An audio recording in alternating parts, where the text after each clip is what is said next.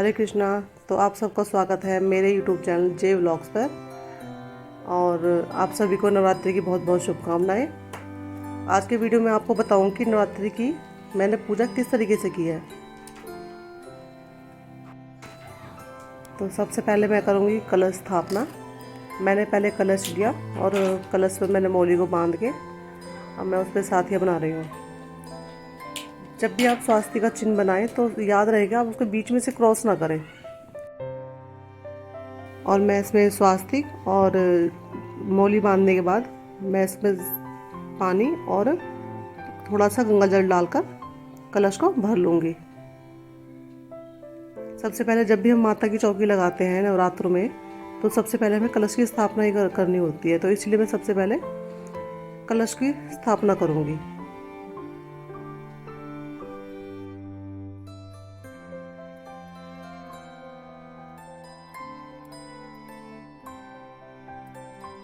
मैं थोड़े चावल लूँगी और हल्दी डालकर उनको रंग लूँगी, क्योंकि इन चावलों की मुझे कई जगह ज़रूरत पड़ेगी, जैसे माँ का आसन देने के लिए या फिर दीपक का आसन देने के लिए, और जो आप कलश पे जो ढक्कन ढकेंगे उसके ऊपर रखने के लिए। अब मैं कलश के ऊपर जो ढक्कन ढकूँगी उस पर पहले चावल दूँगी।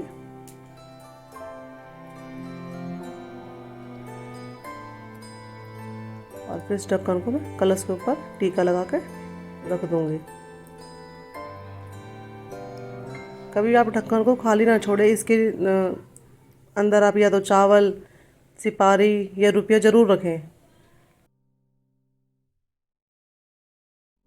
अब मैंने कलश में पानी और गंगा जल डाल के भर लिया है कलश को। अब मैं इसमें एक सुपारी, 1 रुपये का सिक्का और एक हल्दी की गांठ डालूंगी। जो इसको डालना बहुत शुभ होता है पानी के अंदर। और जब भी 9 दिन के बाद आप इनको निकाल के अपने पास रख लें। अब मैंने ये जटा वाला नारियल लिया है और मैं ये अच्छे से चेक करके लेकर आई हूँ कि इसमें पानी है या नहीं है, क्योंकि कई बार दुकानदार पुराने नारियल देते हैं जिसके अंदर पानी नहीं होता, तो वो शुभ होता है वो ऐसा नारियल रखना। तो आप भी कोशिश करें कि आप भी ऐसे ही नारियल लेकर आएँ जिसमें पानी हो। इसके बाद मैं स्वास्तिक बना के नारियल के ऊपर चुन्नी जरूर लगाऊंगी। एक तरीके से हम ये नारियल को वस्त्र की तरीके से उड़ाते हैं। फिर उसके ऊपर मैं कलावा बांध के इसको चुन्नी के साथ ही बांध दूंगी।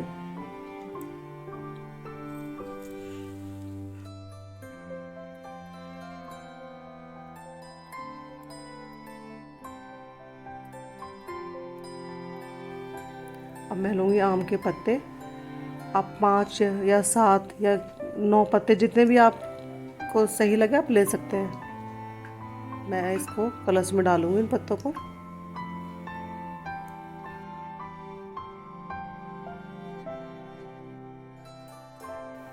अगर आपके पास आम के पत्ते नहीं हैं तो आप इसकी जगह अशोक के पत्ते भी लगा सकते हैं। और फिर मैं उसके ऊपर उसका कलश का ढक्कन रख दूंगी जिसमें मैंने चावल रखे हुए थे। और अब इसके ऊपर मैं नारियल को स्थापित कर दूंगी।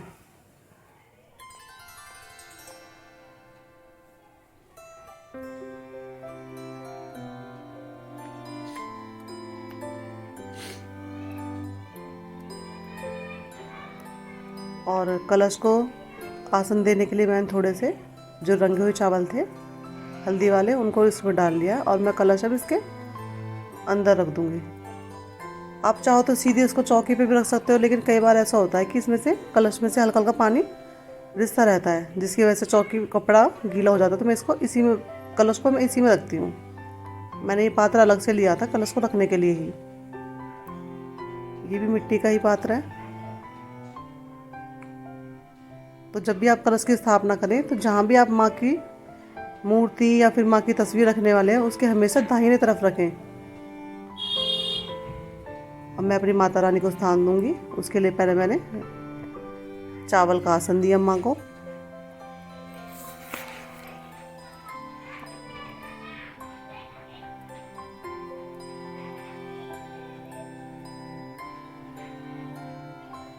अभी मैंने वैष्णो माँ की तस्वीर लगाई है। अब अब मैं माता रानी को चुन्नी उड़ाऊंगी जो मैं लेकर आई थी।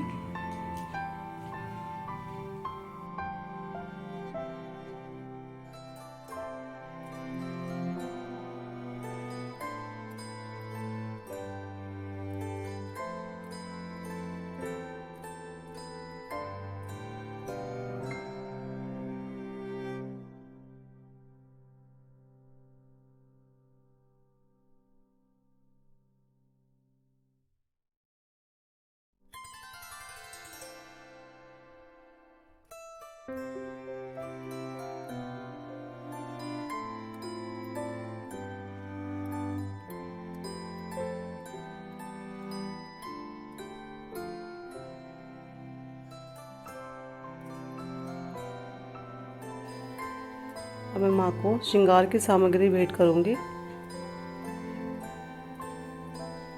श्रृंगार आप अपने इच्छा अनुसार 5 या 7 या 9, आप जितनी आपके श्रद्धा हो आप चढ़ा सकते हैं। मैं 5 श्रृंगार माँ का लेकर आई थी तो मैंने चढ़ा दिया है माँ को।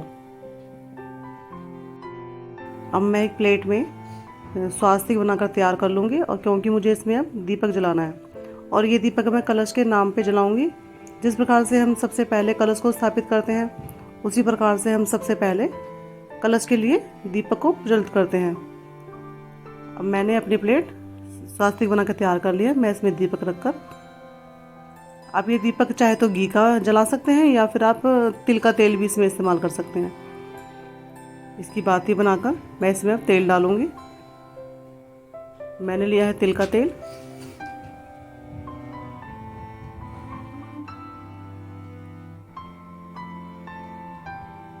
तो माता रानी का नाम लेते हुए इस दीप को मैं जला लूँगी,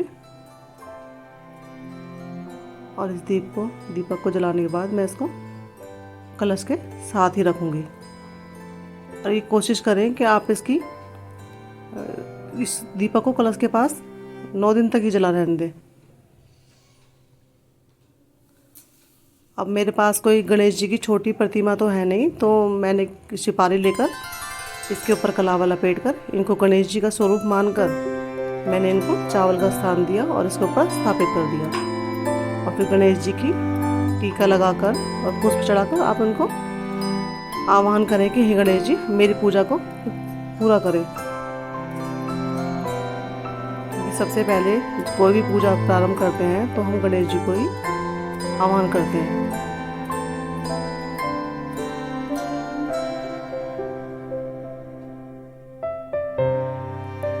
और माता के लिए जो मैं पुष्पमाला लेकर आई थी अब मैं माँ को पहना रही हूँ।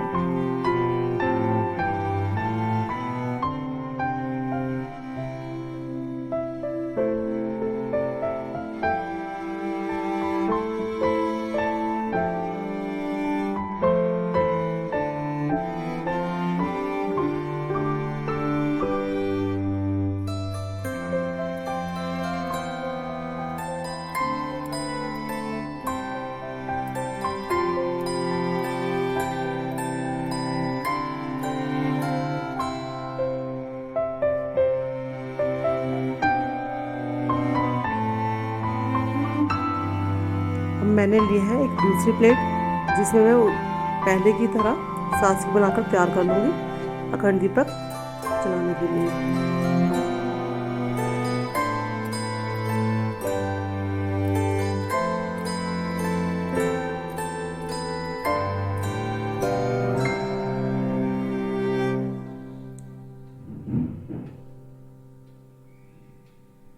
अखंड दीपक कभी भी प्लेट में ऐसे ही ना रखें, उससे भी हमेशा स्थान देना चाहिए जैसे मैं दे रही हूँ चावल से।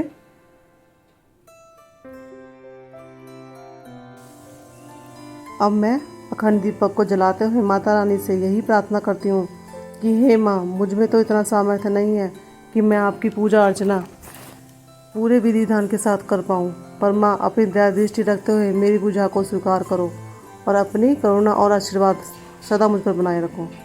जय माता दी।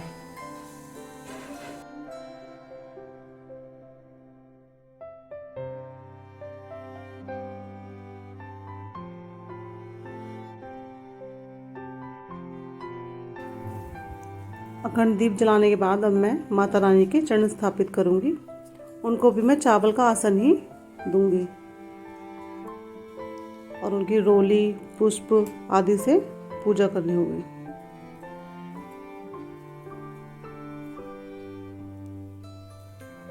माता रानी के चरण पूजा में स्थापित करना बहुत ही शुभ होता है, तो इसलिए मैं माता रानी के चरण स्थापित कर रही हूँ। जय माता दी। अब माँ के भोग के लिए हमें जरूरत पड़ेगी मिश्री की और सौंफ की।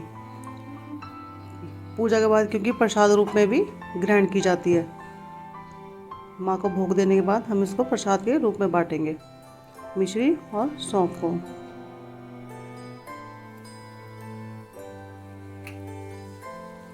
और उसके बाद पूजा के लिए इलायची, जिसका मैं माँ को भोग लगाऊंगी।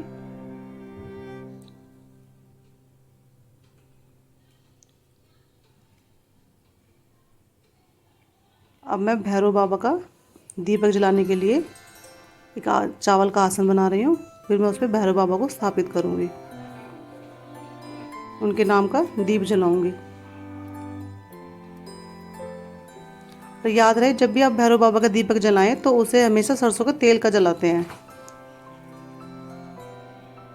भैरव बाबा का नाम लेते हुए उनका दीप जलाएं।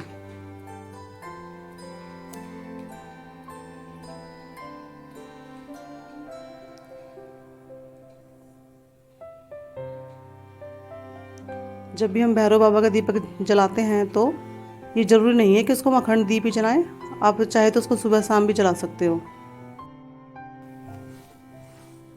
जैसे आप सब जानते हो कि माँ को पंचमेवा का भोग बहुत प्रिय है, तो इसलिए मैं माँ के लिए मखाने, गोला, किशमिश, पंचमेवा का भोग तैयार किया है।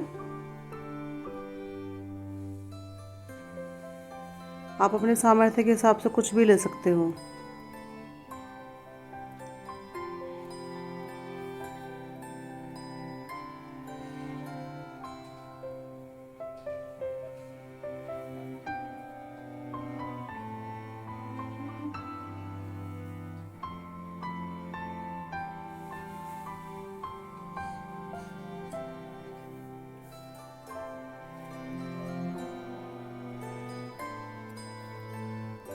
अब मैंने ये जवारे बोने के लिए एक मिट्टी का पात्र लिया है, जो मार्केट से 40-50 रुपए का मिल जाता है। अब मैं इसमें स्वास्तिक बनाकर फिर इसमें मैं कलावा बांध के जौ लगाऊंगी, माता का नाम लेकर।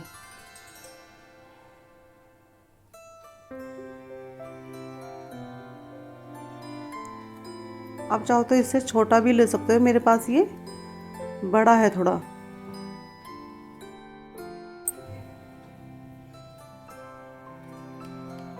अब मैं इसमें रेत डालूंगी।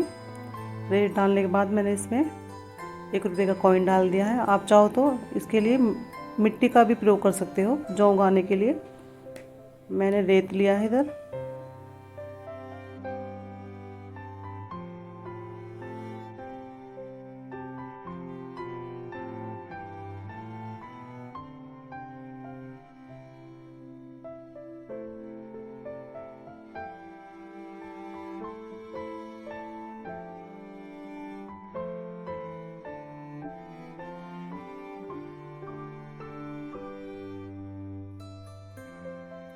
अब मैंने जौ का जो पात्र है जिसके ऊपर मैं रखूँगी, प्लेट के ऊपर, मैंने उसमें भी चावलों का ही आसन दिया है, टीका लगा के। मैं उस पात्र को उस प्लेट के ऊपर रख दूँगी। उसके बाद मैंने जो ज्वारे पानी में रात भर भो कर रखे थे, वो उनको इसमें डाल दूँगी।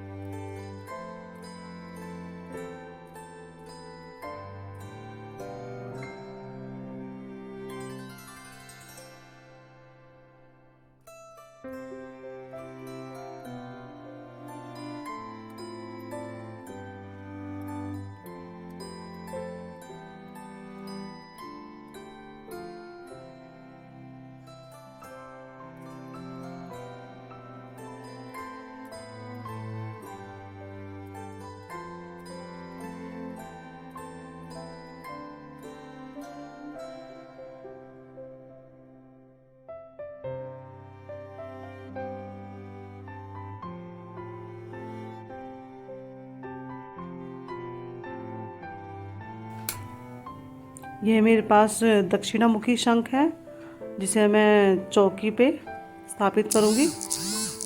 इस पे अष्टगंधक का स्वास्तिक बना के, और इसके नीचे पहले मैं चावल का आसन लगाकर तब इसको स्थापित करूँगी।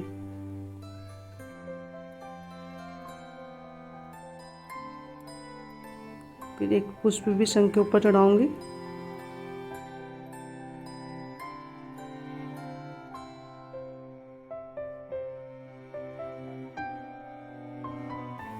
और अब मैं एक धूनी कप को जलाऊंगी, क्योंकि धूनी कप जलाने से घर का वातावरण और सकारात्मक हो जाता है।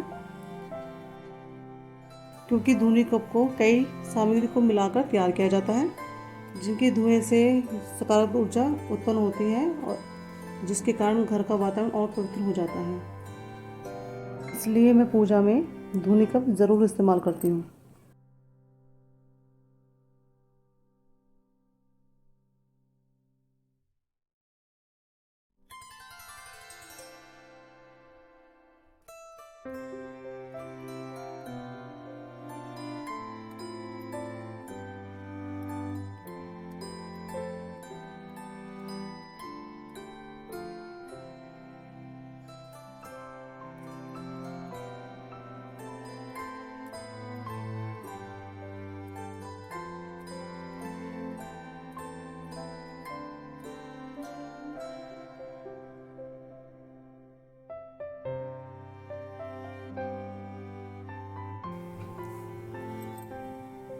अब मैं एक तांबे के लोटे पर स्वास्तिक बना के उसमें जल भर के चौकी पर रखूँगी। ये जल आपको सुबह शाम बदलना पड़ेगा, चाहे आप इसको ज्वारे में डाल सकते हो या फिर जो आपने माता का कलश स्थापित किया है आप इस जल को उसमें डाल सकते हो, लेकिन आपको सुबह शाम ये जल चेंज करना पड़ेगा।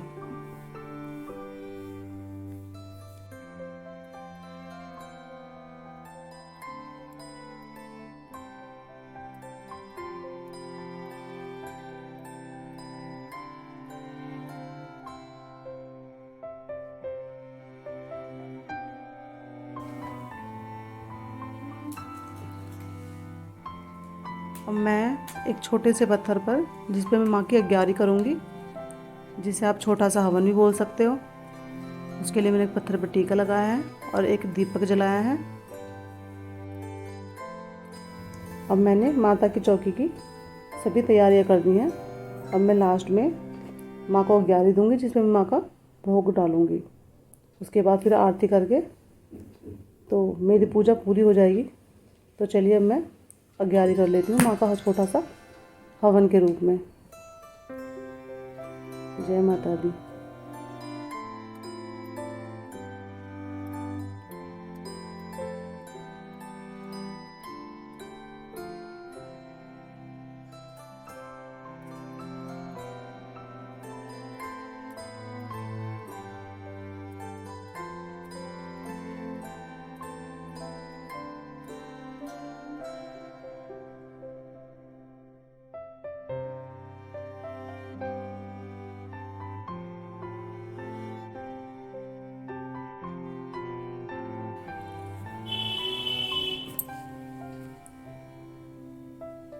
मैं माँ को सुबह शाम लौंग और बताशे का भोग अर्पित करती हूँ, जो माँ का सर्वप्रिय भोग है। वैसे तो माँ के 9 स्वरूप होते हैं, जो प्रत्येक दिन अलग अलग स्वरूप की पूजा होती है, तो उनका भोग भी अलग अलग तरीके से लगाया जाता है। पर हर किसी का सामर्थ्य नहीं होता कि वो अलग अलग चीज़ों का भोग माँ को प्रत्येक दिन लगा सके। तो कोई भी माँ को बताशे और लौंग का भोग प्रतिदिन लगा सकता है।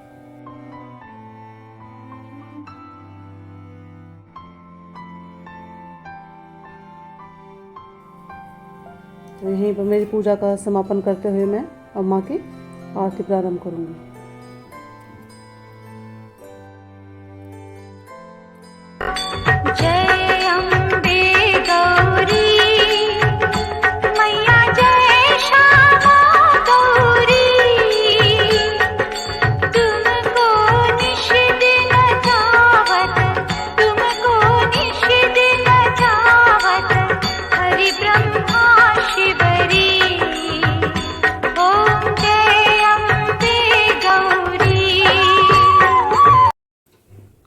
अगर आपको मेरे द्वारा दी गई माता रानी की पूजा विधि पसंद आई हो तो मेरे चैनल को सब्सक्राइब करें और वीडियो को लाइक एंड शेयर ज़रूर करें और कमेंट बॉक्स में माता रानी के नाम का जयकारा ज़रूर लगाएं। जय माता दी। तो आप सभी को बहुत बहुत धन्यवाद। माता रानी आप सबको खुश रखे और अपना आशीर्वाद आप पर बनाए रखे। जय श्री कृष्ण।